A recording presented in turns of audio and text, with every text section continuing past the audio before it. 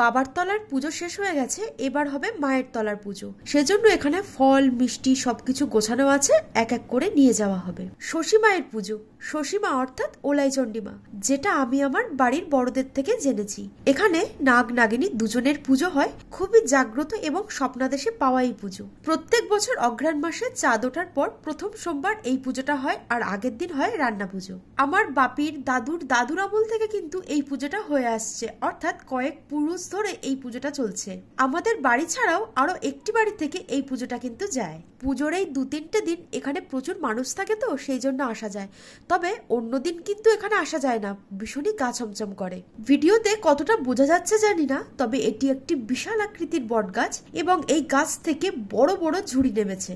জানো তো, আমাদের গ্রামের এমন প্রচুর মানুষ আছে যারা এই মায়ের কাছে মানসিক করে, তাদের ইচ্ছা জানায়। তাদের মনস্কামনা পূর্ণ হলে এখানে এসে পুজো দিয়ে যায়। কেউ ডন্ডি খাটে, কেউ ওজনে ফল মিষ্টি দেয়, আবার অনেকে বাতাসা, কদমা, লজেন্স, হরিলুট দেয়। পুজোর জন্য যে সমস্ত ফল মিষ্টি, দুধ কলা এবং নৈবেদ্য গোছানো হয়েছে সেগুলো কিন্তু এই গাছের গোড়ায় একটা থান করা আছে, সেখানে এসেই রাখা হয়। এবং এই পুজোর সময় এই গাছটাকে খুব সুন্দরভাবে ফুল দিয়ে সাজিয়ে কাপড় পরিয়ে তারপর কিন্তু পুজোটা করা হয়।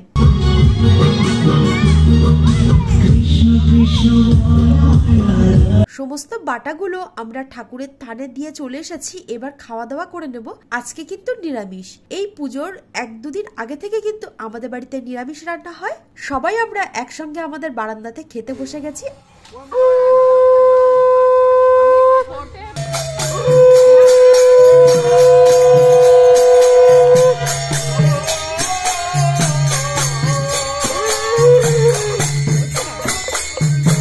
যারা যারা পুজোর গোছায় তারা কিন্তু উপোসই থাকে। যখন এখানে বাটা দিয়ে আসা হয় তারপরই সবাই খাওয়া দাওয়া করে। তবে আমার মাকেই একমাত্র দেখেছি যে পুজো শেষ হয়ে যাওয়ার পরই খায়। প্রথমে যখন আমরা এখানে এসেছি তখন কিন্তু একদম ফাঁকা ছিল, তখন খুব একটা মানুষজন এখানে ছিল না। কিন্তু দেখো, যখনই পুজো শুরু হয়ে গেছে তখন কিন্তু প্রচুর মানুষ এখানে ভর্তি হয়ে গেছে, এখানে দাঁড়ানোর জায়গাই নেই।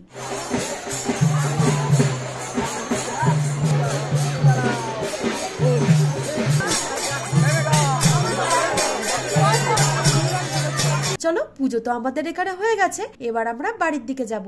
সন্ধে হয়ে যাবার পর আমরা যাব মেলায় ঘুরতে।